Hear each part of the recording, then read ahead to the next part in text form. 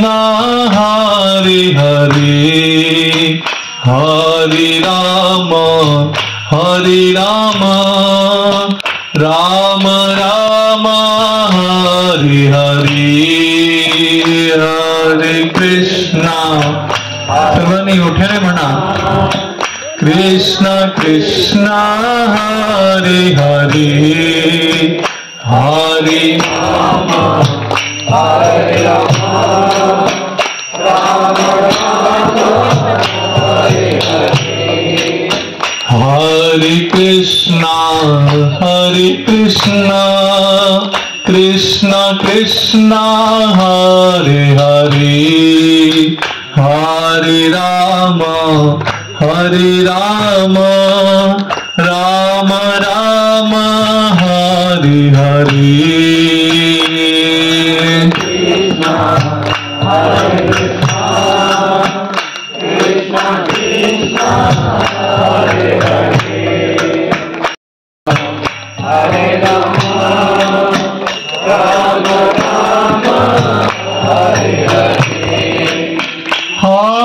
कृष्णा हरे कृष्णा कृष्णा कृष्णा हरे हरे हरे राम राम राम हरे हरे हरे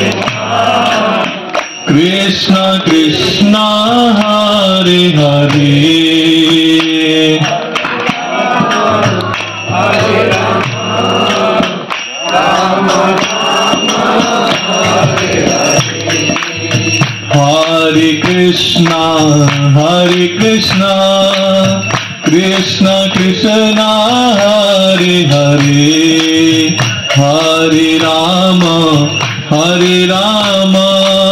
राम राम हरे हरे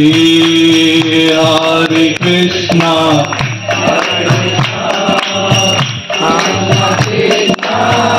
हरे हरे हरे राम हरे हरे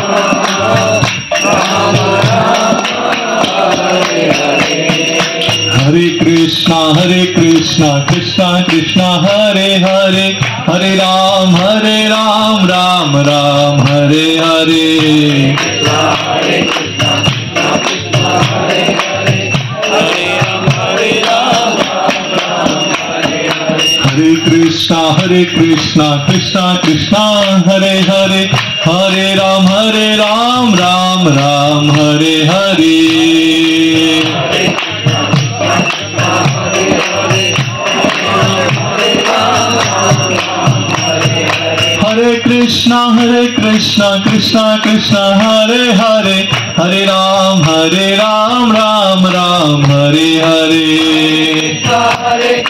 सर्वांनी मोठ्याने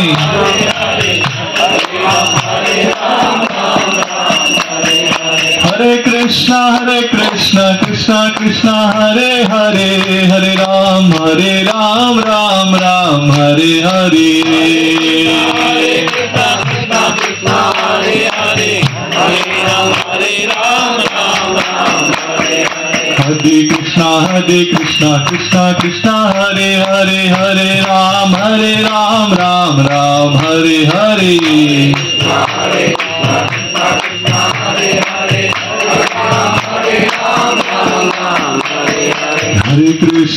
कृष्णा कृष्णा कृष्णा हरे हरे हरे राम राम हरे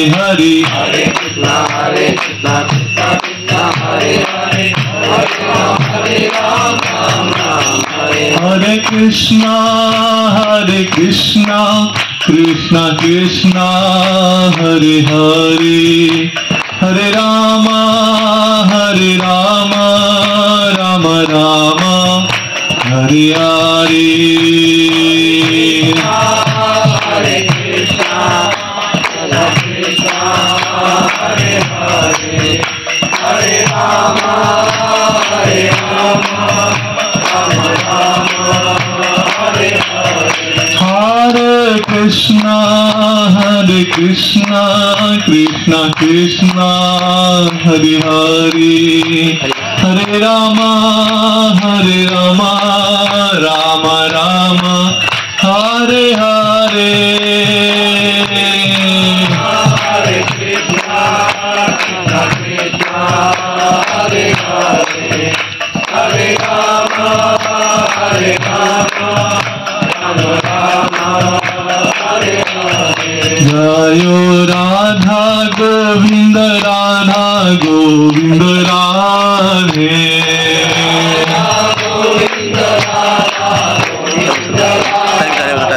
Jayo Krishna Balaram, Krishna Balaram, Krishna Balaram, Jayo Krishna Balaram.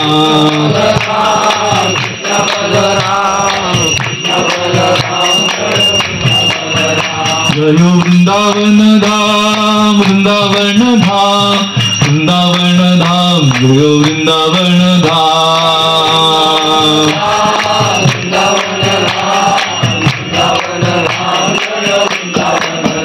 Jayo Gauranitai, Gauranitai, Gauranitai, Jai Gauranitai.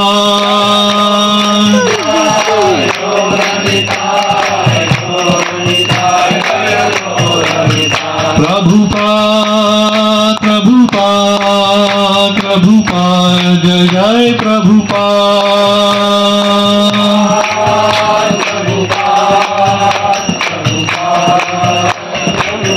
Nithai Gaur Hari Bol, Hari Bol, Hari Bol, Hari Bol. Hari Bol, Hari Bol, Hari Bol. कलियुग पावन धर्म हरि नाम संकीर्तन की, श्रील प्रभुपाद की, अनंत कोटि वैष्णव वृंद की. कृपया सर्वांनी मागे म्हणा. ओम नमो भगवते वासुदेवाय. ओम नमो भगवते वासुदेवाय नमः. ओम नमो भगवते वासुदेवाय.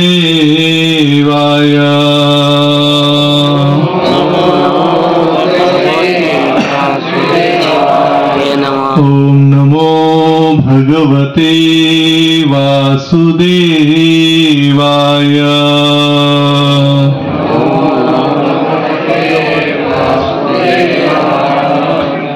ओम ज्ञानतिमिरन्धस्य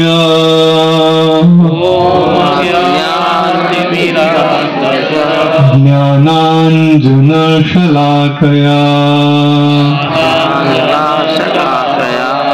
चक्षुरुन्मिलितं येन तस्मै श्रीगुरवे नमः. नमो विष्णुपदाय कृष्णप्रेष्ठाय भूतले श्रीमते भक्तिवेदान्त स्वामीति नामिने. नमस्ते सरस्वती देवे गौरवाणी प्रचारिणे निर्विशेष शून्यवादी पाश्चात्य देशतारिणे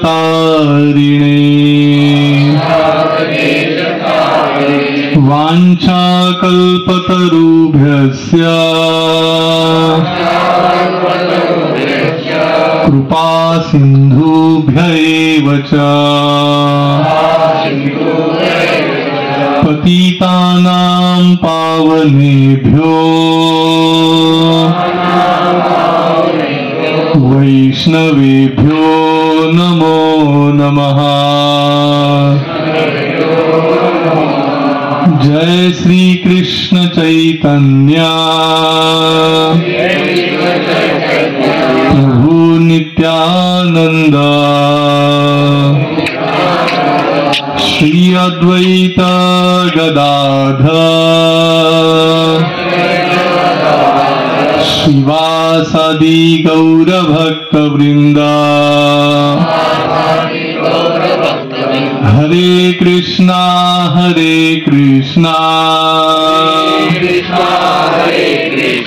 कृष्ण कृष्ण हरे हरे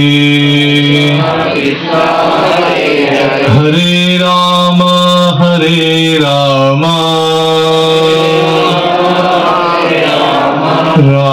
राम हरे हरे।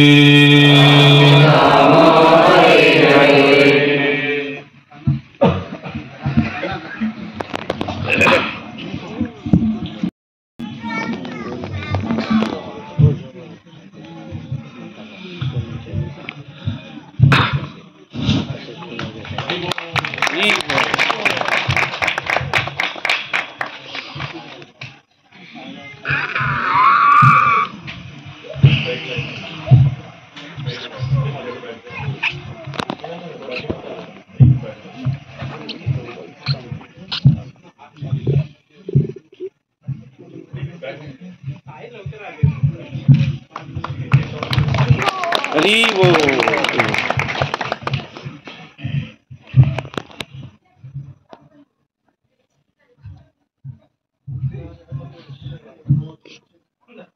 हरी बोल।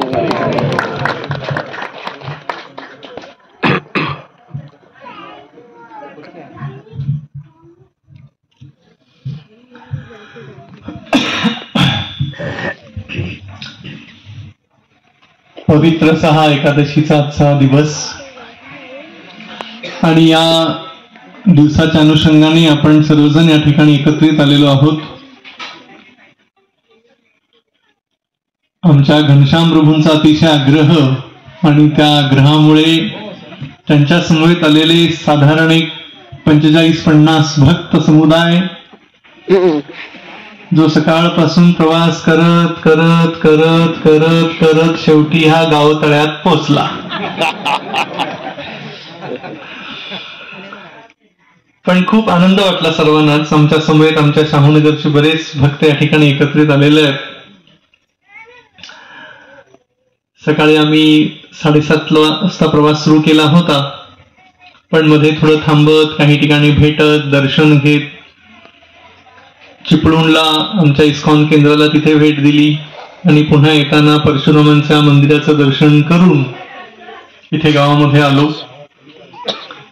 आमच्या समवेत आमच्याच भक्त समुदायातील एक वरिष्ठ भक्त दिनेशचंद्र प्रभू आणि लक्ष्मणा माताजी वयोवृद्ध आहेत बिचारे, पण तरीही इतका मोठा प्रवास करत या ठिकाणी ते आले सगळ्यांना उत्साह देण्यासाठी. आणि एकादशी ही इतकी पावन आहे, इतकी पवित्र आहे. मी असा विचार केला की या एकादशीच्या निमित्ताने आपण आज या ठिकाणी सत्संगाला एकत्रित बसलेलो आहोत, तर सुरुवात कुठून करावी. गीता महात्म्यामध्ये असं वर्णन आहे, मलिनम मोचनम पुंसाम जलस्नानम दिने दिने सुकृत गीता स्मृत स्नानम संसार मलनाशनम. असं वर्णन केलं जातं की आपण दररोज आंघोळ करतो, पण आंघोळ करत असताना बाह्य शरीराला आपण साबण लावतो, पण अंतर शरीराला अंतर मन आपण कशाने धुणं गरजेचं आहे. म्हणून संत तुकाराम महाराज म्हणतात, नाही निर्मळ जीवन काय करेल साबण. जर मनच निर्मळ नसेल तर कोणताही साबण वापरावं. मग तो मन आहे, या मनालाही शुद्ध करणं पवित्र करणं गरजेचं आहे. म्हणून गीता महात्म्य वर्णन करतं, गीता स्मृतस्नानम संसार मलनाशनम, की ह्या गीतेच्या ज्ञानामध्ये जर आपण स्नान करू तर जीवनातला जो मळ आहे, जो मनाला लागलेला मळ तोही निघून जातो. तर इथे बसलेल्या सर्वांच्या चरणी माझं नम्र निवेदन. आजच्या या पवित्र दिनी आपण अख्खी गीता या ठिकाणी म्हणायची आहे. 700 श्लोक आहेत गीतेचे. एक श्लोक जरी म्हणायचा प्रयत्न केला तर एक अर्धा मिनिट तरी जाईल.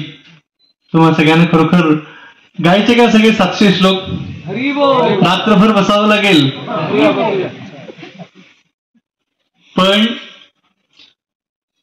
इतकं सुंदर वर्णन आहे गीता महात्म्यामध्ये.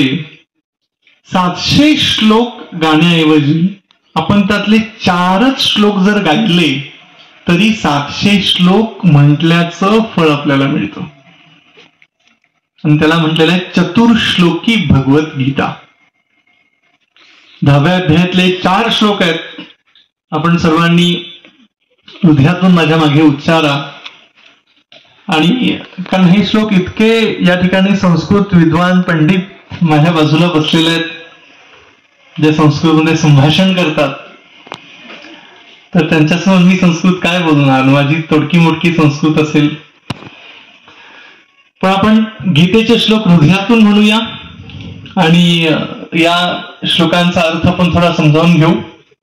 थोडीशी भगवंतांची एक लीला आणि त्यानंतर थोडंसं पुन्हा भगवंतांचं नामस्मरण करून आजचा आपण हा एकादशीचा जो दिवस आहे या ठिकाणी आपण सर्व भक्तांच्या समुदायामध्ये व्यतीत करूया. तर भगवद्गीता जो 10वा अध्याय आहे या 10व्या अध्यायामध्ये भगवंतांनी स्वतःच्या ऐश्वर्याचं वर्णन केलेलं आहे. आणि स्वतःच्या ऐश्वर्याचं वर्णन करताना हे 4 श्लोक त्यांनी सांगितले. 8, 9, 10, 11. आणि या 4 श्लोकांच्या मध्ये संपूर्ण गीतेचा सार त्यांनी सांगितला. संपूर्ण शास्त्रांचा सार सांगितलेला आहे. आपण सर्वजण म्हणूया. माझ्या मागे म्हणा. अहम सर्वस्य प्रभो अहम सर्वस्य प्रभो मत्ता सर्व प्रवर्तते इति मत्वा भजन्ते मां बुधा भाव समन्वितः मच्चित्ता मदगत प्राणा बोधयन्तः परस्परम् कथयन्तः क्षमां नित्यम् तुष्यन्ति च रमन्ति च तेषां सततयुक्तानां भजतां प्रीतिपूर्वकम् ददामि बुद्धियोगं तम् येन मामुपयान्ति ते तेषामेवानुकम्पार्थम्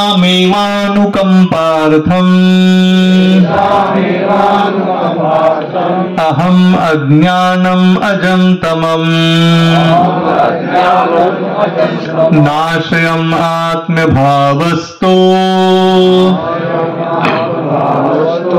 ज्ञानदीपेन भास्वता. आणि या 4 श्लोकांच्या केवळ स्मरणाने केवळ उच्चारण्याने अख्ख्या गीतेचं पठण केलेलं लाभ आपल्याला मिळतो. त्यामुळे आपण खरोखर या अतिशय सुंदर पवित्र अशा वातावरणामध्ये बसलेलो, ज्या ठिकाणी तुळशी महाराणी आहे, भक्त समुदाय आहे, श्रील प्रभुपाद आहेत, राधा गोपीनाथ आहेत आणि कोकण, ज्या कोकणामध्ये तुम्ही राहताय ह्या कोकणाला दैवभूमी म्हटलेलं आहे, नाही का प्रभूजी? परशुरामांची, देवांची भूमी म्हटलेली आहे. ही साधारण भूमी नाहीये. आणि अशा भूमीमध्ये आपण सगळे इथे एकत्रित बसलेलो आहोत. साक्षात परशुरामांनी निर्माण केलेली ही भूमी. मी परशुरामांचं चरित्र वाचत होतो तेव्हा त्या चरित्रामध्ये वर्णन आहे परशुरामांनी जेव्हा 21 वेळा क्षत्रियांचा संहार केला आणि अख्ख्या पृथ्वीवरती स्वतःचं राज्य निर्माण केलं, पण पहा किती दानशूर व्यक्तिमत्व आहे. अख्खा पृथ्वीचं राज्य कश्यप मुनींना दान म्हणून दिलं. म्हणाले, हे मुनिवर्य, मी हे सगळं दान तुम्हाला देतोय. आणि अख्खी पृथ्वी त्यानं दान करून टाकली. आता विचार करा, जर पृथ्वी दान केली, मग आता हे राहायला जाणार कुठे? कोणत्याच भूमीवरती यांचा अधिकार नव्हता. असं वर्णन आहे.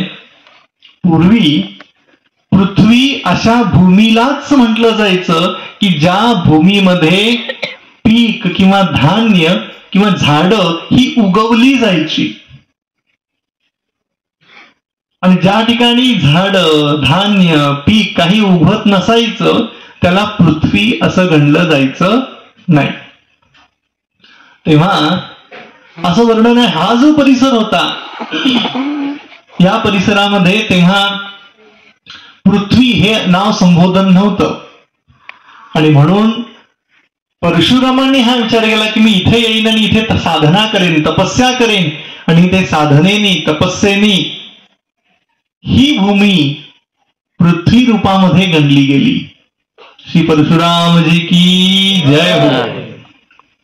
तर साक्षात परशुरामांचा वास ज्या भूमीला लाभलेला आहे ती भूमी निश्चितच दैवभूमी म्हणून किंवा देवभूमी म्हणून गणली जाते. पण अशा या देवभूमीमध्ये पावन तिथीवरती आपण सगळे एकत्रित आलेलो आहोत भगवत चिंतन करायला, नामस्मरण करायला. आणि तेही गीतेसारखा ग्रंथ, ज्या ग्रंथामध्ये भगवान श्रीकृष्णांनी अर्जुनाला इतकं सुंदर मार्गदर्शन केलेलं आहे. जीवनात आलेल्या समस्येतून बाहेर कसं पडायचं, जीवनाचं उच्च ध्येय कसं प्राप्त करायचं, आणि हे उच्च ध्येय प्राप्त करताना जरी जीवनामध्ये कधी चढउतार आले तरी या चढउतारांना न डगमगता ध्येयावरती लक्ष केंद्रित करून ध्येय कसं प्राप्त करायचं हे सुंदर वर्णन भगवद्गीतेमध्ये. आज आपल्या सर्वांना जीवनामध्ये सुखाची आवश्यकता आहे. असा कोणी आहे की जो म्हणेल मला सुख नकोय? प्रत्येकाला सुख हवंय. हे सुख मिळवण्यासाठी आपण नाना तऱ्हेचे प्रयत्न जीवनामध्ये करत असतो. पण हे सुख कसं मिळवायचं सुंदर वर्णन भगवद्गीतेमध्ये भगवान श्रीकृष्णांनीही केलेलं आहे. भोक्ताराम यज्ञ तपसाम सर्वलोक महेश्वरम सूर्धयम सर्वभूतानाम ज्ञात्वा माम शांती मृच्छती.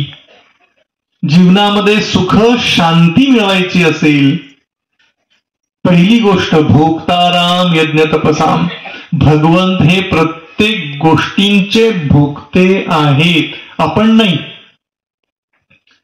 प्रत्येक गोष्ट करताना कधी कधी असं वाटतं की मी करताय, मी करता आहे, मी करता आहे, पण वास्तविक आपण करते नाही.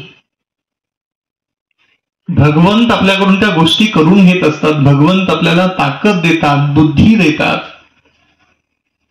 म्हणून सगळ्या गोष्टींचे जर भोगते कोणी असतील तर ते भगवंत आहेत. सर्व लोक महेश्वरम.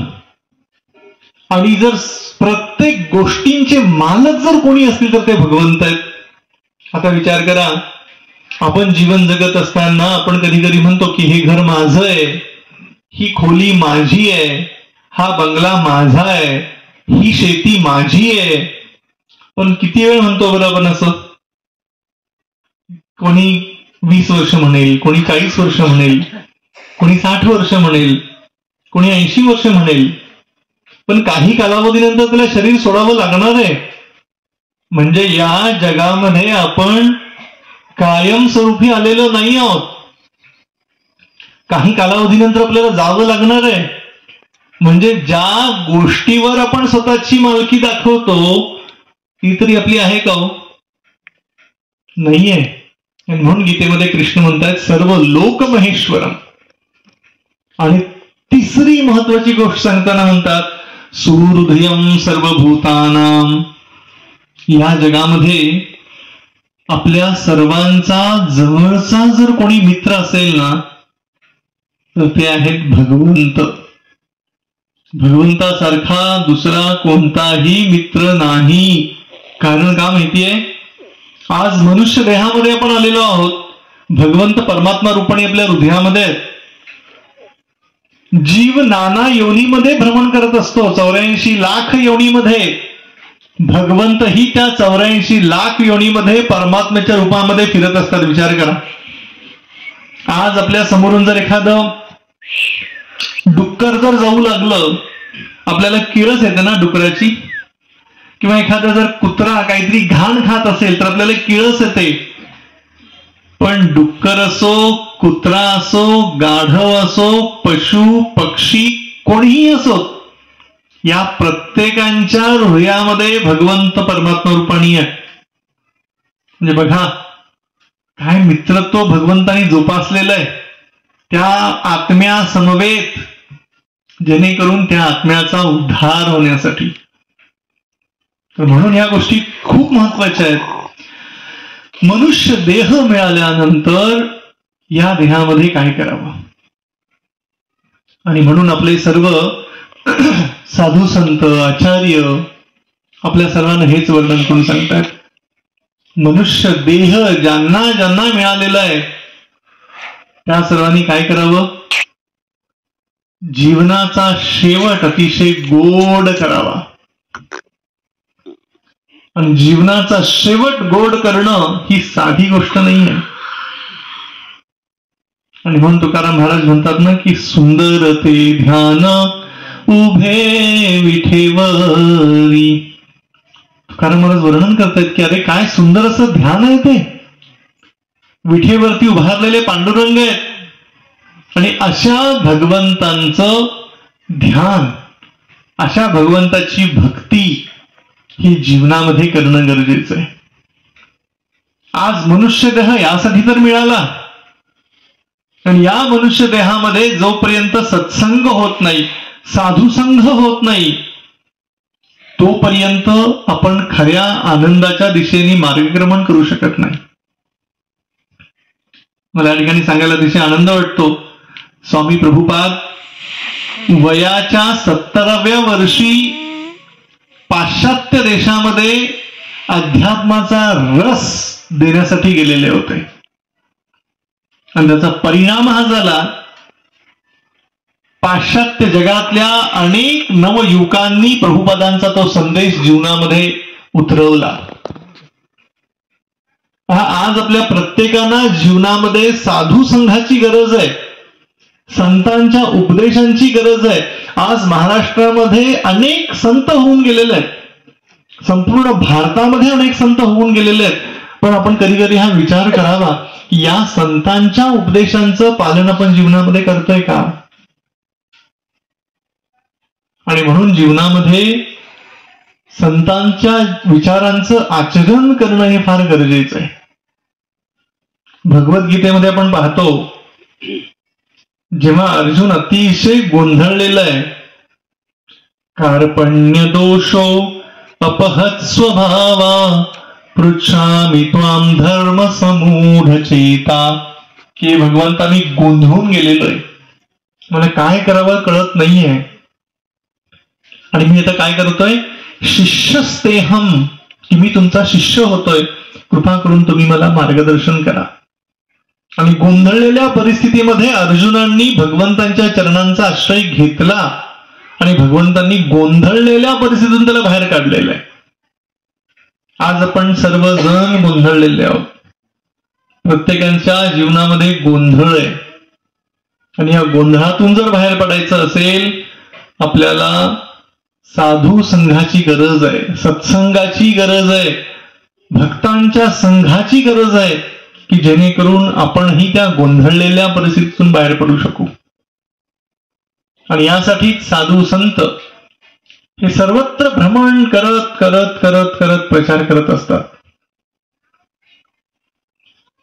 आज का मला हे कळत नाहीये की मघापासून माझ्या मनामध्ये एक विचार येतो या ठिकाणी. परशुराम क्षेत्रामध्ये आपण आलेलो आहोत, परशुरामांच्या जीवनातून शिकण्यासारख्या अशा अनेक गोष्टी आहेत. भगवंतांचा जो अवतार आहे परशुराम, दशावतारातला हा एक मुख्य अवतार गणला जातोय. आणि या भगवान परशुरामांच्या जीवनामध्ये जर काही शिकायचं असेल, असं वर्णन केलं जातं की साक्षात परशुराम हे कोण होते बरं? एक आदर्श पुत्र म्हणून त्यांची गणती केली जाते. भलेही एक भगवंतांचा अवतार आहे, पण एक आदर्श पुत्र म्हणून त्यांची गणती केली जाते. आणि का बरं? बऱ्याच जणांना कथा माहिती असेल. रेणुका माता आणि जमदाग्नी ज्यांचे आई आणि वडील आहेत. जमदाग्नी एक राजा होते, राजर्षी होते, रेणुका त्यांची माता. आणि असं वर्णन केलेलं आहे की एकदा ही रेणुका माता जेव्हा पाणी आणायला नदीवर गेलेली असते, अनेक गंधर्व त्या ठिकाणी जलक्रीडा करण्यामध्ये मग्न असतात, आणि चुकून थोडासा असा मनामध्ये विचार येतो रेणुका मातेच्या की हे जलक्रीडा चाललेली आहे, किती छान सुंदर वगैरे. पण पुन्हा तो विचार विसरून रेणुका माता जेव्हा पुन्हा आपल्या घरी येते, पण पतीला कळतं जमदाग्नींना की माझ्या पत्नीच्या मनामध्ये काय विचार आलेले होते. तेव्हा त्याला खूप क्रोध येतो, राग येतो, आणि म्हणून ते आपल्या मुलांना म्हणतात की अरे तुमच्या आईच्या मनामध्ये वाईट विचार आलेले आहेत, तुमच्या आईचा शिरच्छेद करा. तर कोण त्यावेळी आईचा शिरच्छेद करायला? कोणी आहे असा की जो म्हणेल की मी आईचा शिरच्छेद करेन? जमदाग्नींनी पहिल्या मुलाकडे बघितलं, दुसऱ्या बघितलं, तिसऱ्या बघितलं, चौथ्या कोणीच करायला तयार नाही. इतक्यात परशुरामांचं आगमन झालं. आणि परशुरामांना जमदाग्नी म्हणतात की परशुरामा म्हणे आईचं शिरच्छेद कर. आणि परशुराम आज्ञाकारक होते. दोन्ही हाताने नमस्कार केला वडिलांना, म्हणाले मी निश्चित तुमच्या आज्ञेचं पालन करा, पण मला असा वर द्या की मी जे काही तुमच्याकडे मागेन ते वर प्राप्ती होईल. आणि वडील म्हणाले तथास्तु. आणि मग इकडे जमदाग्नींनी वडिलांच्या आज्ञेनुसार आईचा शिरच्छेद केला. पण जसा केला जमदाग्नी खुश झाले, म्हणाले माग बाळा, वर माग, तुला काय पाहिजे? म्हणाले आईला पुन्हा जिवंत करा. पहा. आणि मग हा पूर्वीचा काळ आहे, त्यावेळी ती प्रचंड शक्ती असायची आणि त्या शक्तीच्या माध्यमातून अशी कार्य सगळी व्हायची. ह्या दिव्य कथा आहेत, सगळ्या साधारण कथा नाही आहेत. आणि इथे आपण पाहतो की एक आज्ञाकारक पुत्र म्हणून आणि पुन्हा एक आज्ञाकारक कशा रीतीने आई वडिलांची त्यांनी प्रामाणिकपणे सेवा केलेली आहे. त्यांच्या चरित्रामध्ये वर्णन येतं की जेव्हा कार्तवीर्य नावाचा राजा एकदा जमदाग्नींच्या राज्यामध्ये आलेला असतो, आणि या कार्तवीर्य राजाचं इतकं सुंदर स्वागत परशुरामांचे वडील करतात, आणि त्या राजाला आश्चर्य वाटतं. तो म्हणतो मी राजा असून इतकं सुंदर आयोजन करू शकत नाही, पण हे साधारण राजांनी कसं काय केलेलं आहे? मग तेव्हा त्या कार्तवीर्य अर्जुनाला कळतं की यांच्याकडे काय आहे? कामधेनू नावाची गाय आहे. आणि ही कामधेनू नावाची गाय यांच्या सर्व इच्छा पूर्ण करते. त्यांनी विचार केला मी ह्या गाईला चोरून नेतो. तुम्हाला सर्वांना कथा माहिती आहे, पण मी हा विचार केला की आजच्या एकादशीच्या पावन तिथीला आपण या परशुरामांच्या क्षेत्रामध्ये चिंतन जरी करू त्या लीलांचं, आपण शुद्ध होऊ. मी माझ्या शुद्धीकरणासाठी पुन्हा या चिंतन करते या सगळ्या लीलेंचं. आणि मग जेव्हा कार्तवीर्य अर्जुनांनी जबरदस्तीने कामधेनू नेण्याचा प्रयत्न केलेला होता, ही जेव्हा गोष्ट परशुरामांना कळाली, तेव्हा परशुरामांनी ती कामधेनू गाय कार्तवीर्य अर्जुनाच्या ताब्यातून सोडवून आणलेली होती. युद्ध करून त्या कार्तवीर्य अर्जुनाला मारून. आणि बरेच दिवस गेले, पण सुडाची आशा मात्र त्या कार्तवीर्य अर्जुनांच्या मुलांच्या मनामध्ये होती. पण जेव्हा ती मुलं परशुराम नाही आहेत हे बघून जेव्हा जमदाग्नींच्या आश्रमामध्ये येतात, त्यांचा शिरच्छेद करतात आणि निघून जातात. आणि इकडे रेणुका माता ओक्साबोक्सी रडू लागते, आपली छाती बडून घेऊ लागते. इतक्यात परशुरामांचं आगमन होतं आणि परशुराम अतिशय क्रोधित होतात आणि मग आपल्या हातामध्ये परशु घेऊन क्षत्रियांचा संहार करण्यासाठी बाहेर पडलेले आहेत. आणि संपूर्ण भारत भ्रमण करून पृथ्वीवरती जेवढे क्षत्रिय होते या क्षत्रियांचा 21 वेळा संहार केला त्यांनी. इतके एकनिष्ठ होते आपल्या वचनाशी, आपल्या आई वडिलांच्या सेवेशी. आणि आपण नंतर पाहतो जेव्हा पुन्हा पृथ्वीवरती राज्य प्राप्त केलं, ही पृथ्वी त्यांनी दान दिली कश्यप मुनींना आणि विनंती करून म्हणाले की मला राहण्यासाठी जागा जर असेल तर मी इथे राहीन. महेंद्र पर्वत, नाही का, याला महेंद्र पर्वती म्हटलं जातं. आणि या ठिकाणी ते निवास करतायत, रात्री शयन करायला येत आहेत आणि पुन्हा सकाळी सर्वत्र विहार ते करायला जातात. तर अशा रीतीने आपण पाहतो की भगवंतांचा एक एक अवतार, जसं कृष्ण गीतेमध्ये म्हणतात, परित्राणाय साधूनाम विनाशाय च दुष्कृताम धर्म संस्थापनार्थाय संभवामी युगे युगे. दुष्ट लोकांचा नाश करण्यासाठी, साधूंचं रक्षण करण्यासाठी, भक्तांचं रक्षण करण्यासाठी युगायुगामध्ये भगवंत प्रकट होतात. आणि वेगवेगळे भगवंतांचे अवतार आहेत. ह्या अवताराच्या माध्यमातून भगवंत काही ना काही लीला करून दाखवतात. मग तो भगवंतांचा वराह रूपाचा अवतार का असेना, मत्स्य का असेना, कुर्म का असेना, साक्षात प्रभू राम का असेना, मीन शरीर मत्स्य रूप का असेना, वेगवेगळ्या रूपामध्ये भगवंत येतात आणि वेगवेगळ्या लीला करतात. या लीलेच्या माध्यमातून दोनच गोष्टी करतात, भक्तांचं रक्षण, दुष्ट लोकांचा नाश आणि धर्मस्थापना. आणि म्हणून आपण पाहतो की हाच भगवंताचा संदेश संपूर्ण ब्रह्मांड भर पोचवण्याची जर सेवा कोणी करत असेल तर ते भगवंतांचे भक्त आहेत. आणि भगवंताचे भक्त या भगवंतांच्या वाणीला संपूर्ण जगभर पोचवण्याचा प्रयत्न करत असतात. जर ही वाणी जगभर पोचली तर निश्चितपणे समाज हा सुखी होईल. आणि म्हणून सत्संगाला महत्व दिलेलं आहे. का सत्संग करावा? सत्संगत्वे निसंगत्वम. सत्संग केल्याने जीवनातला निसंग निघून जातो. निसंगत्वे निर्मोहत्वम. मोह सगळा निघून जातो सत्संग केल्याने. निर्मोहत्वे निश्चलत्वम. जीवनामध्ये एक ठाम निर्धार येतो. आणि निश्चलत्वे जीवनमुक्ती. हे सगळं होतं कशाने? केवळ त्या सत्संगाच्या प्रभावाने. आणि म्हणून जीवनामध्ये सत्संग हा अतिशय महत्वाचा आहे. एकदा नारद महर्षी भगवान नारायणाकडे गेले, म्हणाले, नारायणा मला थोडस महत्व पटवून सांगा ना, सत्संगाचं महात्म्य काय आहे?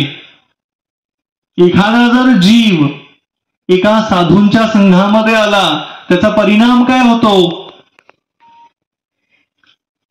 भगवान नारायण म्हणाले, काम कर,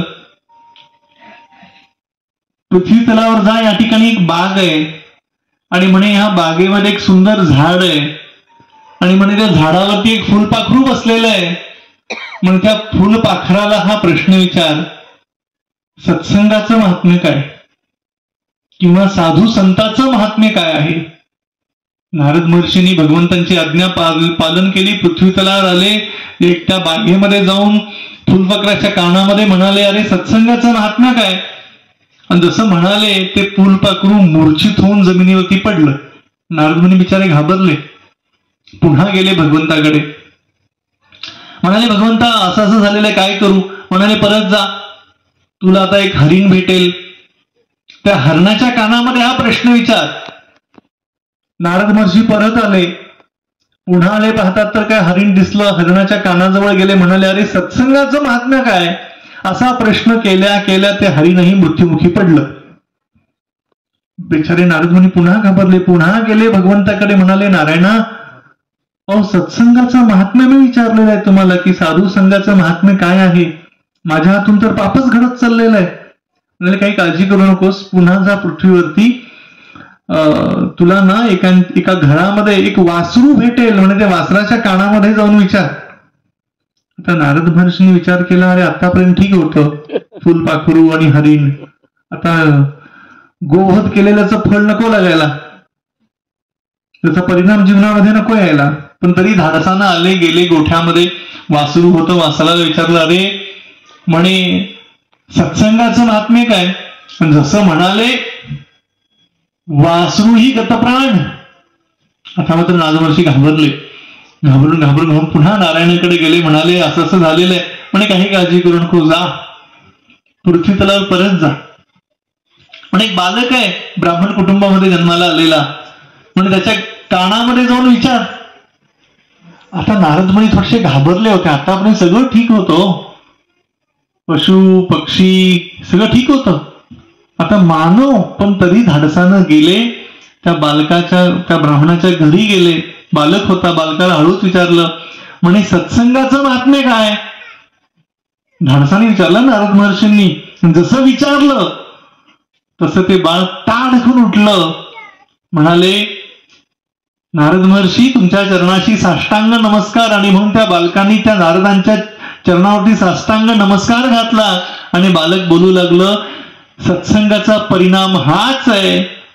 त्या फुलपाखराचं रूपांतर त्या हरणामध्ये झालं, हरणाचं रूपांतर वासरामध्ये झालं, आणि वासराचं रूपांतर आता मी तुमच्या समोर उभारलेलो आहे. हे सत्संगाचं महात्म्य.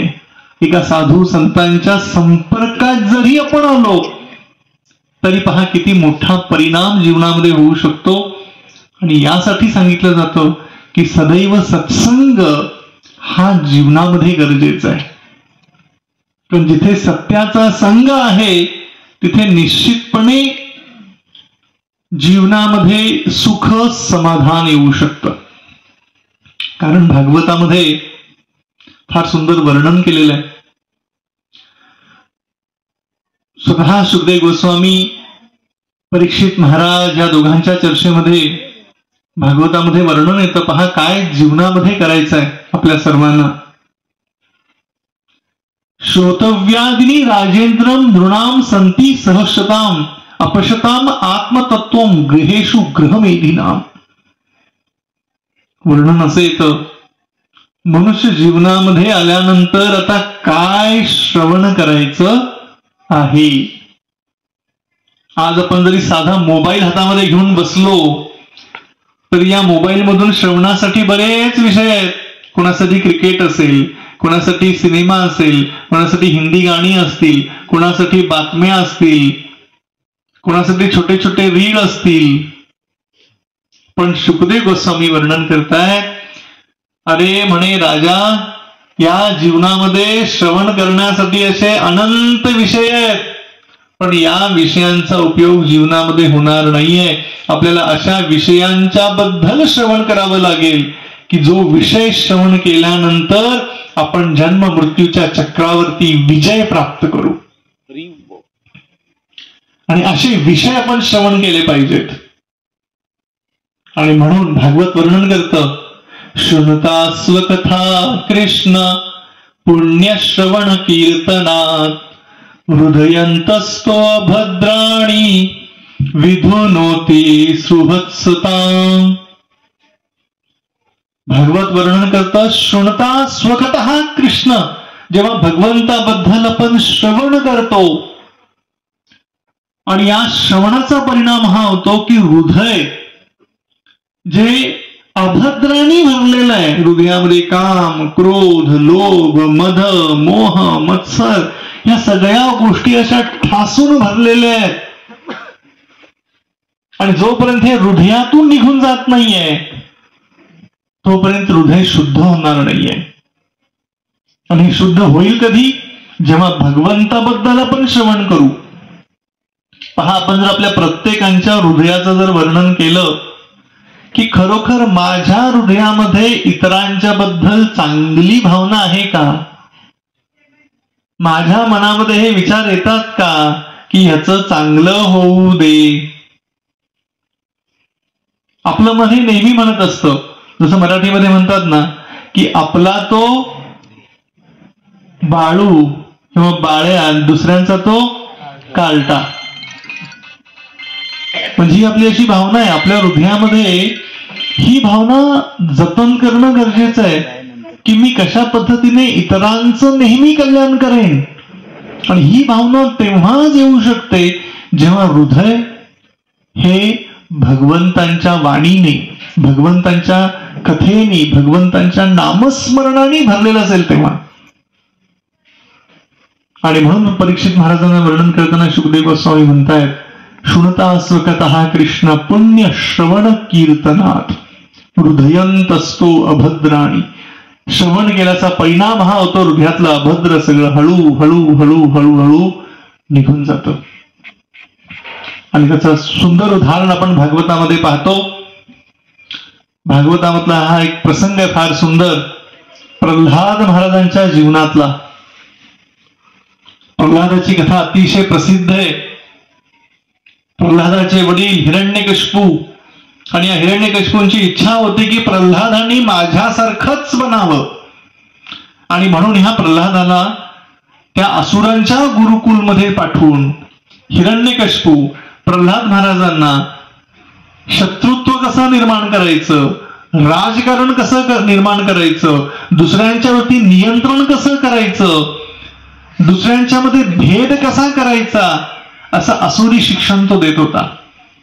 पण त्या गुरुकुलमध्ये प्रल्हाद महाराजांना नारदांसारख्या भक्तांचा संघ मिळत गेला. जेव्हा असा संघ त्यांना मिळत गेला, नारद मुनींच्या हृदयामध्ये केवळ भगवत कथाच चाललेली असायची. आणि एक दिवस जेव्हा हिरण्यकशिपू त्याला कळतं की माझ्या मुलांनी गुरुकुल मधलं शिक्षण पूर्ण केलेलं आहे, आणि म्हणून असाच तो सभेमध्ये बसलेला होता, आपल्या सिंहासनावर बसला होता.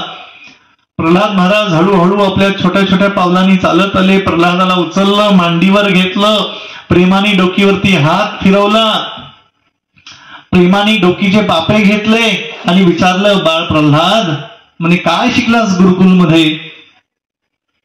आणि जेव्हा असा प्रश्न प्रल्हाद महाराजांना विचारणं त्याला, प्रल्हाद महाराज म्हणाले, तत्साधु मन्ये असुरवर्य देहिनाम सदा समुद्विग्नं धियाम असद्ग्रहात् हित्वात्मपाकं गृह अंधकूपं वनं गतो यत् हरिमाश्रयेत. प्रल्हाद महाराज म्हणाले, हे माझ्या असुर श्रेष्ठ पित्या. अतिशय चांगलं संबोधन केलं बरं का. वडील जरी राक्षस होते, असुर होते, पण वडिलांना म्हणाले, असुर श्रेष्ठ पित्या, मी काय शिकलेलं आहे? तत्साधू म्हणणे असुरवरी देहिनाम, की मी साधू जनांच्याकडनं हे शिकलेलं आहे की हा जो संसार आहे हा असत संसार आहे, टिकणारा संसार नाही. पहा, खरोखर हा भौतिक संसार जास्ती काळ टिकणारा नाहीये. आज हिरण्यकशिपूने असं राज्य प्राप्त केलेलं होतं, तो जरी चालू लागला तरी देवी देवता घाबरायच्या, एवढं राज्य हिरण्यकशिपूचं होतं. आणि अशा परिस्थितीमध्ये हिरण्यकशिपूने सगळ्या देवी देवतांच्या वरती नियंत्रण प्राप्त केलेलं होतं. पण छोटे प्रल्हाद महाराज, हिरण्यकशिपूचा पुत्र, धाडसाने म्हणतायत की हे सगळं प्राप्त केलेलं राज्य कसं आहे बरं? तात्पुरतं आहे, क्षणिक आहे. आणि क्षणिक गोष्टींची तुलना करताना एक उदाहरण दिलं की जसे पाण्यावरचे बुडबुडे, म्हणजे पाण्यावरती बुडबुडे किती वेळ राहतात? काही क्षणासाठी असतात ते. म्हणे हा सगळा संसार, या सगळ्या संसारातला आटापिटा हा तसा आहे. आणि म्हणून प्रल्हाद महाराज म्हणाले, मी साधूंच्याकडनं असं ऐकलेलं आहे, आणि म्हणून प्रत्येक व्यक्तीने काय करावं? वनं गतो यत् हरिम आश्रयेत. प्रत्येक व्यक्तीने वनामध्ये गेलं पाहिजे आणि हरींचा आश्रय घेतला पाहिजे, म्हणजे त्याशिवाय काही पर्याय नाही. आणि जेव्हा हिरण्यकश्यपूनी हरी हा शब्द ऐकला, त्या हिरण्यकश्यपूच्या तळपायाची आग मस्तकापर्यंत गेली. त्या प्रल्हादाला मांडीवरनं ढकललं. षंडने अमर्क हे आपल्या 2 गुरुंना त्यांनी सांगितलं की याला परत गुरुकुलमध्ये घेऊन जा आणि चांगलं शिक्षण द्या आणि माझ्याकडे परत घेऊन या. आणि प्रल्हादाला परत नेण्यात आलं. आणि पुन्हा षंड आणि अमर्क हे प्रल्हादाच्या गुरुकुलमधले 2 गुरु प्रल्हाद महाराजांना शिकवण्याचा प्रयत्न करत होते. पण प्रल्हाद महाराज दृढ भक्तीमध्ये रममान होते. आणि त्या भक्तीमध्ये रममान असताना केवळ भगवत चिंतन. बरेच दिवस निघून गेले. पुन्हा हिरण्यकश्यपूची इच्छा झाली, बघूया माझ्या मुलांनी आता काय शिकलेलं आहे. पुन्हा प्रल्हादाला समोर आणण्यात आलं. हिरण्यकश्यपूने पुन्हा आपल्या बाळाला उचललं, आपल्या मांडीवरती घेतलं, प्रेमाने डोकीवरती हात फिरवला आणि विचारलं, बाळ प्रल्हाद, अरे काय काय शिकलेला आहेस तू? आणि प्रल्हाद महाराज दोन्ही हात जोडून म्हणाले, श्रवणम कीर्तनम विष्णू स्मरणम पादसेवनम अर्चनम वंदनम दास्यम साख्यम आत्मनिवेदनम. प्रल्हाद महाराज दुर्दैवी म्हणाले, मी जर काही शिकलेलो असेल तर काय आहे? श्रवणम कीर्तनम विष्णू स्मरणम. म्हणजे जीवनामध्ये काही श्रवण करायचं असेल भगवान विष्णूंचं करावं, कीर्तन करायचं असेल भगवान विष्णूंचं करावं, स्मरण करायचं असेल भगवान विष्णूंचं करावं. पादसेवनम अर्चनम दास्यम साख्यम. पादसेवन करायचं असेल, अर्चना करायची असेल, भगवंत सख्यत्व जर निर्माण करायचं असेल तर भगवंताशी, आणि संपूर्ण जीवन हे भगवंताशी समर्पित करावं, हेच मी शिकलेलो आहे. बाकी मी काहीही शिकलेलो नाही. आणि जीवनाचा खरा सार प्रल्हाद महाराजांनी सांगितला की या जीवनामध्ये आल्यानंतर या कानांनी भगवत कथा श्रवण करावी, या मुखाने भगवंताबद्दल बोलावं, या डोळ्यांनी भगवंतांचं स्मरण किंवा भगवंतांचं ध्यान, भगवंतांचं सुंदर रूपाचं दर्शन घ्यावं, या दोन्ही पायांनी भगवंतांच्या कीर्तनामध्ये नृत्य करावा, ह्या दोन्ही हातांनी भगवंताची सेवा करत नामस्मरण करताना टाळ्या वाजवाव्यात आणि आपल्या संपूर्ण देहाचा उपयोग भगवत भक्तांना आलिंगन देण्यासाठी करावा. आणि असं सुंदर वर्णन प्रल्हाद महाराजांनी केलं, पण ते हिरण्यकश्यपूला काही पटलं नाही. आणि हा महाभयानक हिरण्यकश्यपू राक्षस आपल्या मुलाला मारायसाठी उठलेला आहे. आता कोणी विचार करा, एखादा वडील आपल्या मुलाला एवढा तिरस्कार करू शकतो? कोण आपल्या मुलाला असं म्हणेल की हिरण्यकश्यपू म्हणतो माझा पुत्र म्हणजे हा कसा आहे माहितीये का? जंगलामध्ये जे झाड, एखादं बाभळीचं झाड येतं ना, काटेरी वृक्ष, म्हणे हा तसा आहे. माझा पुत्र म्हणजे काटेरी वृक्षाप्रमाणे आहे आणि माझा वंश म्हणजे चंदनाच्या झाडाप्रमाणे आहे. आणि असं वर्णन केलं जातं, चंदनाचं झाड तोडण्यासाठी कुऱ्हाडीचा वापर करावा लागतो आणि त्या कुऱ्हाडीला बाभळीच्या झाडाचा दांडा बसवतात असं वर्णन केलेलं आहे, जेणेकरून चांगली ताकद लावून ते चंदनाचं झाड तोडता येतं. म्हणे हिरण्यकश्यपू म्हणतो माझं चंदनासारखा वंश नष्ट करण्यासाठी हा उपजलेला आहे. बघा, प्रल्हाद महाराजांची ख्याती ज्या 12 महाजनांच्या मध्ये केली जाते, स्वयंभू नारद शंभू कुमारो कपिलो मन्यू प्रल्हादो जनको भीष्मो बलिर्वय्या सखी वयम. कोण आहेत प्रल्हाद महाराज? प्रल्हाद महाराज म्हणजे साक्षात महाजन आहेत. आणि महाजन म्हणजे भगवंतांचे महान भक्त. आणि अशा भगवंतांच्या महान भक्तांच्या बद्दल हिरण्यकश्यपू असं म्हणतोय. आणि मग ह्या हिरण्यकश्यपूनी रागामध्ये सांगितलं, जा याला शिक्षा करा, याला मारा, याला मरेपर्यंत शिक्षा करा. आणि मग ह्या प्रल्हाद महाराजांना धारदार शस्त्रांनी वार करण्यात आले, गरम तेलामध्ये टाकण्यात आलं, उंच पहाडावरून टाकण्यात आलं, हत्तीच्या पायाखाली चिरडण्याचा प्रयत्न केला, तरीही प्रल्हाद महाराजांना काहीही त्रास झाला नाही, कारण भगवंत प्रल्हादाचं रक्षण क्षणोक्षणी करत होते. आणि हे बघितल्यानंतर हिरण्यकशिपूच्या मस्तकामध्ये आणखीन अग्नी असा द्वेष भरत गेला. आणि शेवटी त्या हिरण्यकशिपूने विचारलं की तू जो म्हणतोस तुझा विष्णू सर्वत्र आहे, म्हणजे या खांबामध्ये पण आहे का? प्रल्हाद दोन्ही हात जोडून म्हणाले, निश्चित माझे भगवंत माझ्या हृदयात आहेत, तुमच्याही हृदयात आहेत, सर्व प्राणीमात्रांच्या हृदयात आहेत आणि या खांबामध्येही आहेत. आणि हा क्रोधाने लाल झालेला हिरण्यकशिपू आपल्या गदेच्या प्रहाराने समोरची जी एक मोठी खांब होती, स्तंभ होता, त्या स्तंभेला त्याने फोडलं. आणि त्या स्तंभेतून जर कोण प्रकट झाले असतील तर भगवान नरसिंहदेव प्रकट झालेले आहेत. आणि या भगवान नरसिंहदेवांनी आपल्या प्रल्हादाचं रक्षण केलेलं आहे. पहा, आपल्या भक्ताची वाणी खरी करण्यासाठी भगवंत कुठूनही प्रकट होतात बरं का. स्तंभे सभायाम असं म्हटलेलं आहे की त्या स्तंभेतून भगवंत प्रकट झाले आपल्या प्रल्हादाचं रक्षण करण्यासाठी. आणि त्या हिरण्यकशिपूचा वध भगवंतांनी करून टाकलेला आहे. आणि आपल्या प्रल्हादाची ख्याती संपूर्ण ब्रह्मांडभर पसरवलेली आहे. तर असे आहेत आपले भगवंत आणि असे आहेत भगवंतांचे महान भक्त.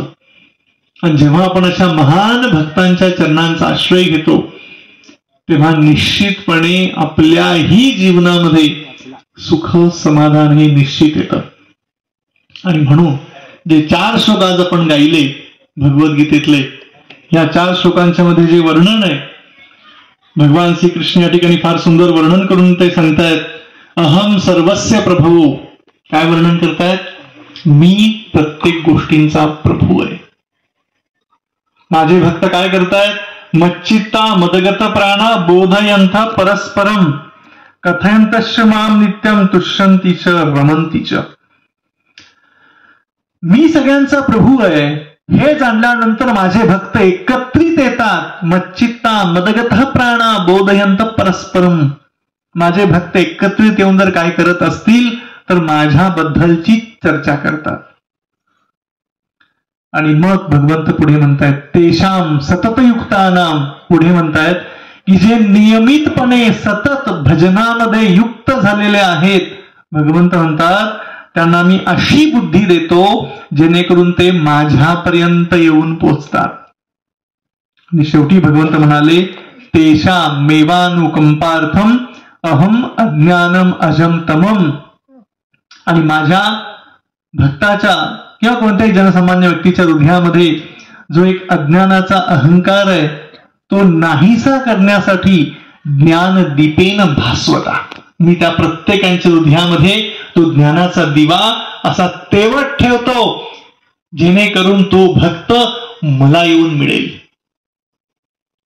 आणि आज आपल्याला हा मनुष्य देह मिळालेला आहे, हा त्यासाठीच आपल्याला आटापिटा करायचा आहे. साधू संतांनी आपल्याला जो एक सुंदर असा मार्ग दाखवलेला आहे. आणि ह्या जीवनामध्ये काय करायचं आहे? आपण मनुष्य जीवन मिळाल्यानंतर ह्या जीवनामध्ये जर काही करायचं असेल तर साधू संतांच्या विचारांचं अनुसरण जीवनामध्ये करायचंय. नियमितपणे भक्तांचा संघ, नियमितपणे ग्रंथांचं वाचन, दररोज नामस्मरण. जसं कलियुगासाठी म्हटलेलं आहे, हरेर नाम हरेर नाम हरेर नामेव केवलम कलो नास्तेव नास्तेव नास्तेव गतिरन्यतः. की नाम संकीर्तन करणं, नामस्मरण करणं हा कलियुगाचा युगधर्म आहे.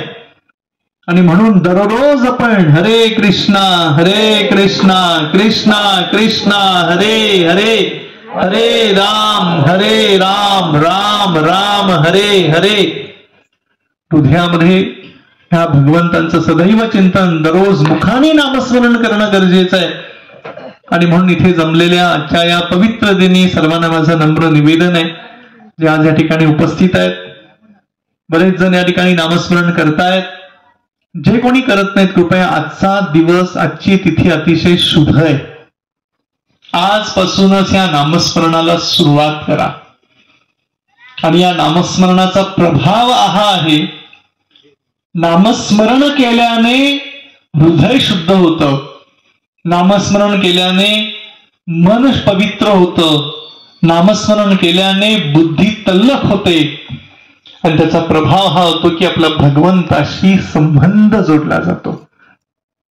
आणि जिथे भगवंताशी संबंध जोडला गेलेला आहे, मग विचार करा, या भौतिक जगातली दुःख ही अतिशय क्षणिक होऊन जातात आपल्यासाठी, त्यांचा प्रभाव आपल्या जीवनावरती पडत नाही.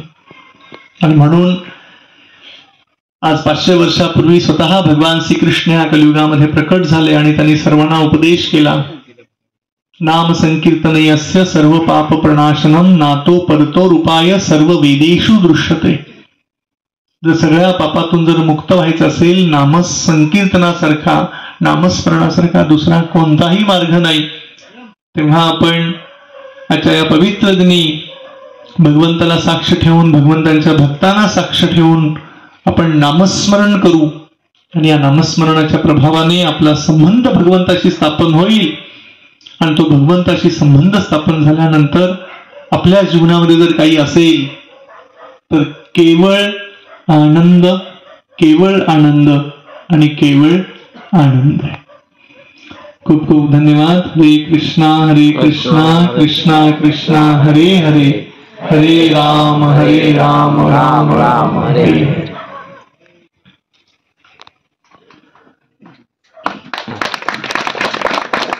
विनंती करू, 2 शब्द बोला तुम्ही, 2 शब्द प्रभूजी. काय प्रश्न असेल, कुणा काही प्रश्न आहेत का, काय विचारायचंय कुणाला?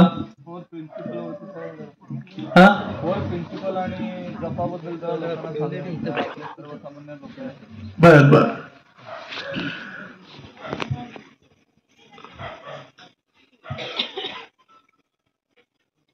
जसं मी आता या ठिकाणी वर्णन केलं, नामस्मरण हे अतिशय महत्वाचं असतं, प्रत्येकाला करणं गरजेचं आहे. आणि नामस्मरणाचा परिणाम हा होतो की आपलं हृदय शुद्ध आणि पवित्र होतं. आता हे नामस्मरण करताना जसं आहे ना की काही आपण नियम पालन करावे लागतात, आणि नियम पालन करावे लागतात म्हणून नामस्मरण करायला घाबरायचं नाही. जसं प्रत्येकाला जीवनामध्ये यम नियम ह्या गोष्टी पालन करणं गरजेचं आहे. काही गोष्टी करायच्या आहेत, काही गोष्टी करायच्या नाही आहेत. आणि मला माहिती आहे, खास करून कोकणामध्ये समुद्री आहार सोडणं फार कठीण आहे. ज्याला आमच्या इंग्लिश भाषेमध्ये, पुणेरी भाषेमध्ये सी फूड असं लिहिलेलं असतं नाही का, फार कठीण आहे. आज मुंबई असेल किंवा पुण्यासारख्या शहरामध्ये देखील लोकांना मांसाहार सोडा म्हटलं की त्यांच्या जीवावरती येतं. पण मला आज या ठिकाणी बसून हे मी ठामपणे सांगू शकतो, कारण माझ्या बाजूला योगाचा अभ्यास केलेले आणि आयुर्वेदामध्ये अतिशय प्रावीण्य प्राप्त केलेली व्यक्ती आहे की निश्चितपणे मांसाहाराचा परिणाम जीवनामध्ये कसा वाईट होतो हे आयुर्वेदामध्ये खूपच चांगल्या रीतीने प्रतिपादित केलेले नाही का प्रभूजी? तमोगुण, तमो आहार हा सगळा आहे. आणि भगवंतांनी आपल्याला इतकी छान विविधता दिली आहे खाण्यामध्ये. बघा, मांस खायचं म्हणलं की एकाच पद्धतीचं, पण आज आपल्या सणाला कधी पुरणपोळी, कधी गुळाची पोळी, कधी साखरेची पोळी, कधी खव्याची पोळी, कधी आंब्याची पोळी, चपाती, भाकरी, वेगवेगळ्या प्रकारच्या भाज्या, किती विविधता आहे. भात जरी करायचं म्हटलं तरी भातामध्ये विविधता आहे. पांढरा भात, मसाले भात, साखर भात, हा भात, तो भात, किती विविधता आहे बघा खाण्यामध्ये. पण कोणाला जर मांस खायचं असेल दररोज तेच, मासा खायचा असेल दररोज त्याच आकाराचा, कधी तव्यावर कधी चुलीत. पण काय म्हणजे, आणि ही जिभेला लागलेली चव आहे. आणि एक हा दृष्टिकोन झाला. दुसरा दृष्टिकोन काय माहितीये का बरं दुसऱ्या प्राण्याची हत्या करायची? किती जण डॉक्टरांच्याकडे जातात, हात वर करा, खोटं बोलू नका. इंजेक्शन टोचताना गुदगुले होतात ना आपल्याला. अरे फार छान वाटलं डॉक्टर असं मी इंजेक्शन केलं, अजिबात दुखलं नाही, पण उलट हसू आलं मला. कधी म्हणतो का आपण असं? नाही. अहो, साधं इंजेक्शन टोचताना 80 किलोचा जरी का माणूस असे ना तरी तो उड्या मारतो असा. इंजेक्शन टोचताना सुई एक अंगात गेली तेव्हा. मग विचार करा, ज्या प्राण्यांना, जे मुख्य प्राणी आहे त्यांना आपण मारतो, त्यांना वेदना होत नसतील का? त्यांना त्या भावना नसतील का? त्यांना त्रास होत नसेल का? निश्चित. साधी कोणी आपल्या मांडीला एक असा चिमटा काढला तर वेदना होतात. आणि म्हणून आपलं वैदिक शास्त्र काय सांगतं? करुणा हा जो एक गुण आहे तो आपल्या हृदयामध्ये असणं गरजेचं आहे. आपण का बरं दुसऱ्या जीवाची हत्या करायची? अहिंसा म्हणजे हिंसा करू नये हे तत्व सांगितले गेलेलं आहे आपल्या वैदिक ग्रंथांच्या मध्ये. आणि भगवंतांनी एवढी विविधता खाण्यामध्ये दिलेली असून देखील केवळ जिभेच्या आहारी गेल्यामुळे आपण हे खातो. त्याला आध्यात्मिक ही कारण आहे खाऊ नये. आणि वैज्ञानिक दृष्टिकोनातून जरी बघायला गेलं तरी शरीराची रचना ही अशी आहे की या मनुष्य शरीराला मांसाहार हा पचणारा नाही आहे. त्याचे वाईट परिणाम निश्चित होतात. हा भाग आपण बाजूला ठेवू. पण आध्यात्मिक दृष्ट्या आपण जर बघू तर आध्यात्मिक दृष्ट्या करुणा, आपल्याला करुणा पाहिजे हो इतर जीवांच्या प्रती. तर म्हणून आध्यात्मिक जीवनामध्ये पहिलं तत्व सांगितलं जातं मांसाहार करू नये. दुसरं सांगितलं जातं नशापान करू नये. आजकाल लोक नशा भरपूर करतात. दारू लोकांना फार आवडते. काही लोक गोव्याला फिरायला जातात, इकडे तिकडे सगळीकडे पार्टी असेल तर दारू पितात वगैरे. पण दारू हे सगळं तमोहारामध्येच येतं ना, त्यामुळे व्यक्ती शुद्ध अवस्थेमध्ये राहत नाही. दारू निश्चित व्यक्तीला मारणारीच आहे. एका कॉलेजमध्ये एक प्रोफेसर दारूचा प्रयोग करून दाखवत होते. हातामध्ये दारूची बाटली घेतली, दुसऱ्या हातामध्ये ग्लास घेतला, बाटलीचं तोंड उघडलं, दारू त्या बाटली ग्लासमध्ये ओतली आणि दुसऱ्या हातामध्ये एक माशी घेतली आणि ती माशी त्या दारूच्या ग्लासमध्ये सोडली. आणि क्षणामध्ये ती माशी मृत्युमुखी पडली. आणि ते प्रोफेसर आपल्या सगळ्या समोर बसलेल्या विद्यार्थ्यांना म्हणाले, आता सांगा तुमचं काय मत आहे बघितल्यानंतर. मग समोर अनेक विद्यार्थी बसले होते, त्यातला एक हुशार विद्यार्थी होता. तो म्हणाला, सर मी सांगतो. आणि सांग काय तुझा अनुभव आहे हे बघितल्यानंतर. तो म्हणाला, सर तुम्ही दारूची बाटली हातामध्ये घेतली, त्याचं टोपण उघडलं, दारू ग्लासमध्ये घेतली, मग पुन्हा बाटली खाली ठेवली, त्या हाताने एक माशी घेतली, त्या ग्लासमध्ये टाकली आणि माशी मृत्युमुखी पडली, त्या ग्लासमध्ये गेल्या. म्हणजे तसंच जेव्हा ही दारू आपल्या पोटात जाते तेव्हा आपल्या पोटातले रोगजंतू मरून जातात. असे म्हणणारे महानुभव पण आहेत. तर तेव्हा कधी कधी नशा करू नये, कारण नशामध्ये व्यक्ती काय करतो त्याला कळत नाहीये. म्हणून मांसाहार वर्ज्य, नशा वर्ज्य, जुगार. आजकाल लोक जुगार खेळतात, जुगारी वर्ज्य सांगितलेलं आहे. आणि व्याभिचार, परपुरुष परस्त्री संघ हा जो व्याभिचार हाही आपल्याला करायचा नाही सांगितलेलं आहे. आणि जेव्हा हे नियम कधी कधी काही जणांना वाटतं ना, अरे मग आता अध्यात्म एवढं जर करायचं तर नियमांचं पालन करावं लागेल का? मी असं सांगेन, जरी एखादा नियम तुटत असेल पण नामस्मरण करू शकता, भक्तांच्या संघामध्ये येऊ शकता, हळूहळू ती रुची निर्माण होते आणि आपण त्या वाईट गोष्टी करणं बंद करतो. पण हे कशासाठी करायचंय आपल्याला? जसं एखादं जर झाड वाढण्यासाठी आपण कुंपण घालतो त्याला, आणि कुंपण घातल्यामुळे झाडाची वाढ चांगली होते, तसं हे कुंपण आहे आपल्या भक्ती लतेची वाढ होण्यासाठी. की मला हे करायचं नाहीये आणि काय करायचंय.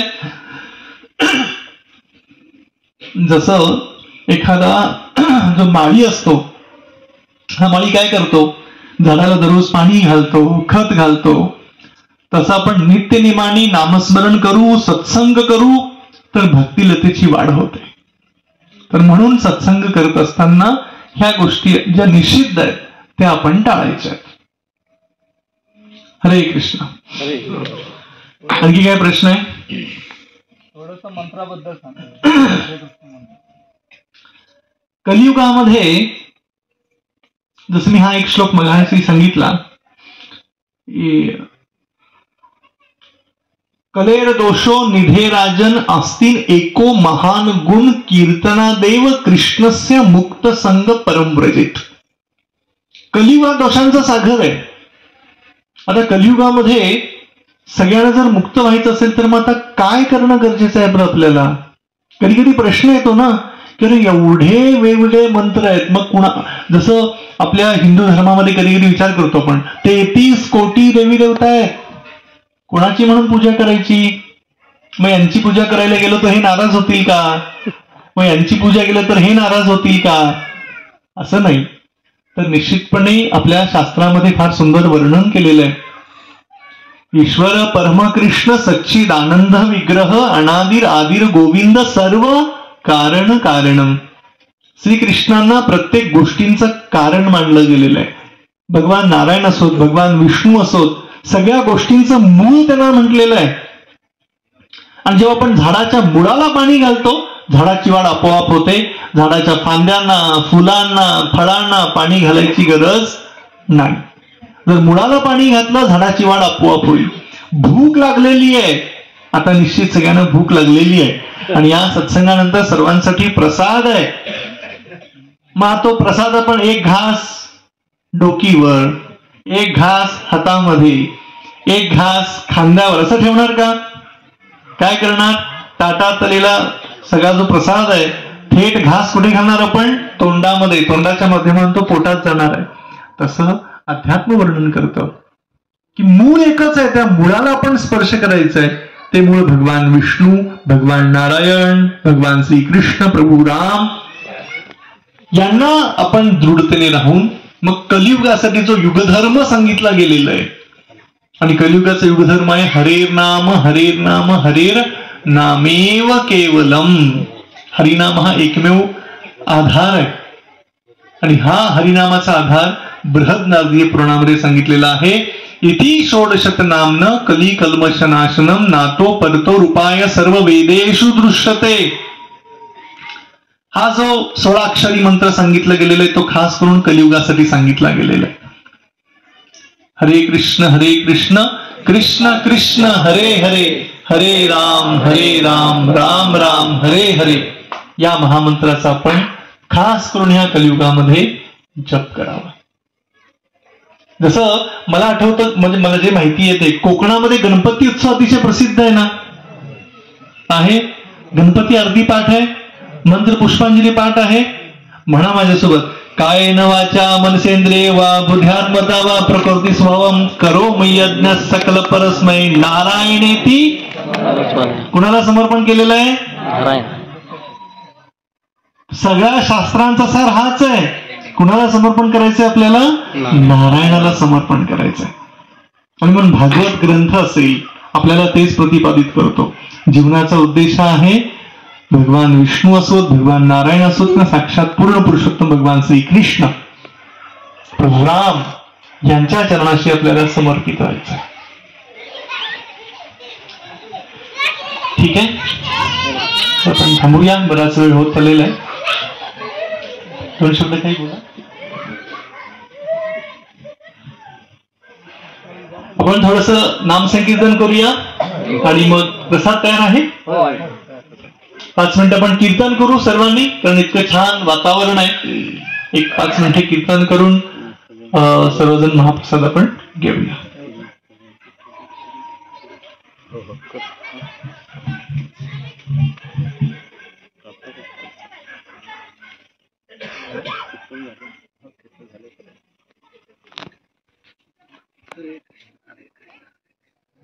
यज्ञ केला पाहिजे आणि म्हणून आपण सर्वांनी आता यज्ञामध्ये भाग घ्यायचा आहे.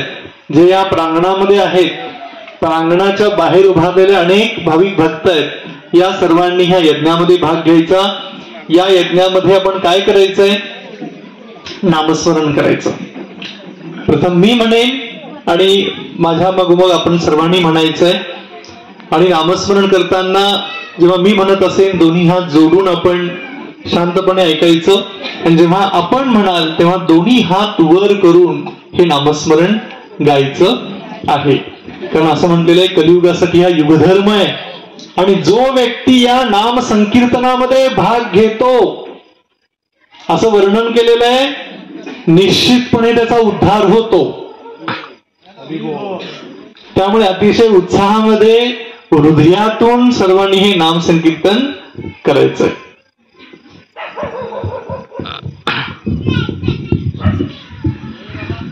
माझ्या मागे म्हणा, जय श्री कृष्ण चैतन्य नित्यानंद श्री अद्वैत गदाधर शिवासादि गौर भक्त वृंद. हरे कृष्णा कृष्णा कृष्णा हरे हरे, हरे राम राम राम हरे हरे. हरे कृष्णा हरे राम कृष्णा कृष्णा हरे हरे, हरे राम राम राम हरे हरे. हरे कृष्णा कृष्णा कृष्णा हरे हरे, हरे राम राम राम हरे हरे. हरे कृष्णा कृष्णा कृष्णा हरे हरे, हरे राम राम राम हरे हरे. हरे कृष्णा कृष्णा कृष्णा हरे हरे, हरे राम राम राम हरे हरे. सर्वांनी दोन्ही हात वर करून मोठ्याने म्हणा, कृष्णा हरे हरे, हरे राम हरे हरे.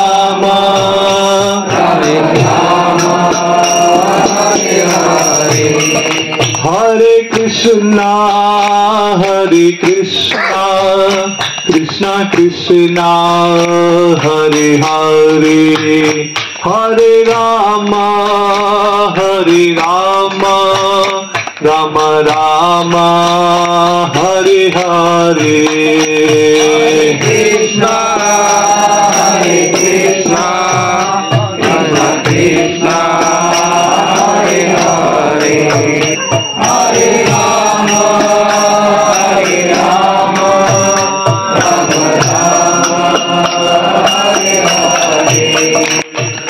हरे कृष्णा कृष्णा कृष्णा हरे हरे, हरे राम राम राम हरे हरे. कृष्णा कृष्णा कृष्णा हरे हरे, हरे राम राम राम हरे हरे. हरे कृष्णा कृष्णा कृष्णा हरे हरे, हरे राम राम राम हरे हरे. कृष्णा कृष्णा कृष्णा हरे हरे, हरे राम राम राम हरे हरे. हरे कृष्णा कृष्णा कृष्णा हरे हरे, हरे राम राम राम हरे हरे. हरे कृष्णा कृष्णा हरे हरे, हरे राम राम राम हरे हरे. आज एकादशी असल्यामुळे या पवित्र दिनामध्ये सर्वांनी उच्च स्वरात नामस्मरण करायचंय.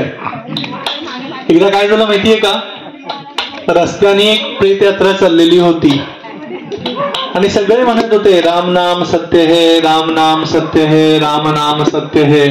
आणि रस्त्याने एक वडील आणि त्यांचा लहान मुलगा चालत चालत चालत जात होते.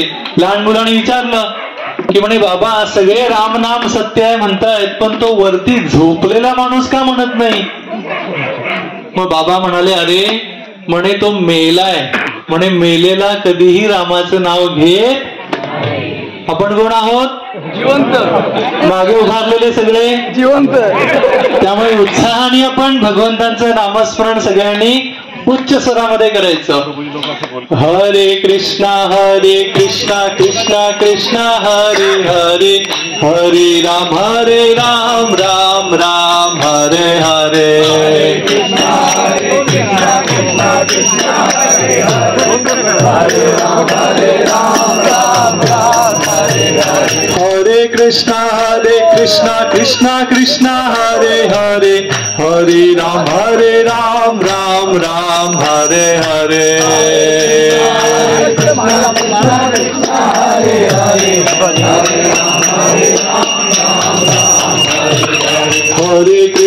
हरे कृष्णा कृष्णा हरे हरे, हरे राम राम हरे हरे. हरे कृष्णा कृष्णा हरे हरे, हरे राम राम हरे हरे. हरे कृष्णा कृष्णा हरे हरे, हरे राम राम हरे हरे. हरे कृष्णा कृष्णा हरे हरे, हरे राम हरे हरे. हरे कृष्णा कृष्णा हरे हरे, हरे राम राम हरे हरे. हरे कृष्णा कृष्णा हरे हरे, हरे राम राम हरे हरे. हरे कृष्णा कृष्णा हरे हरे, हरे राम राम हरे हरे. हरे कृष्णा कृष्णा हरे हरे, हरे राम राम हरे हरे. हरे कृष्णा कृष्णा हरे हरे, हरे राम राम हरे हरे. हरे कृष्णा कृष्णा हरे हरे, हरे राम राम हरे हरे. हरे कृष्णा कृष्णा हरे हरे, हरे राम राम हरे हरे. हरे कृष्णा कृष्णा हरे हरे, हरे राम राम हरे हरे. हरे कृष्णा कृष्णा हरे हरे, हरे राम राम हरे हरे. हरे कृष्णा कृष्णा हरे हरे, हरे राम हरे हरे. हरे कृष्णा कृष्णा हरे हरे, हरे राम राम हरे हरे. हरे कृष्णा कृष्णा हरे हरे, हरे राम हरे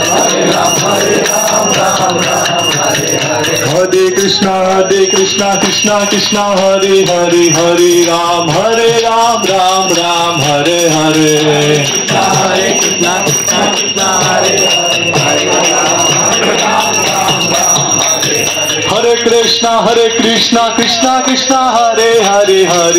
हरे राम हरे हरे.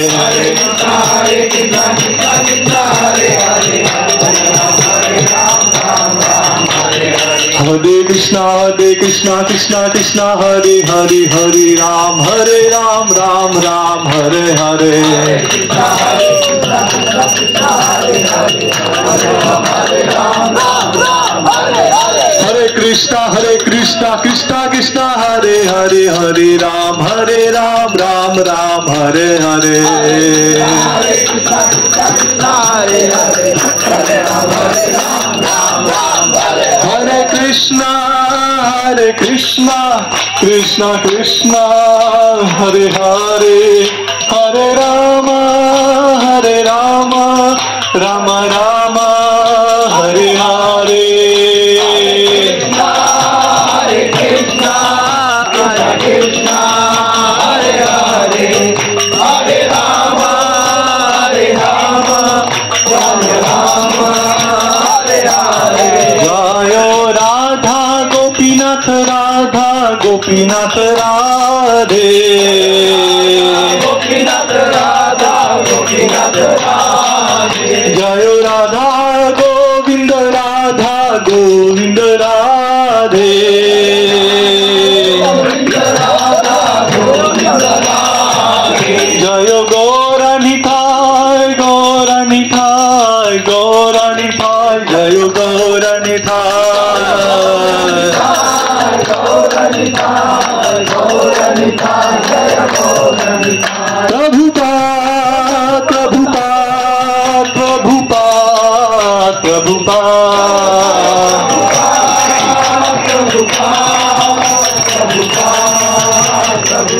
नित्य गौर हरि बोल हरि बोल हरि बोल हरि बोल हरि बोल हरि बोल हरि बोल कलियुगानिव धर्मारि नाम संकीर्तन की जय हरे कृष्ण महामंत्र की जय श्रील प्रभुपाद की जय अनंत कोटि वैष्णव वृंद की जय।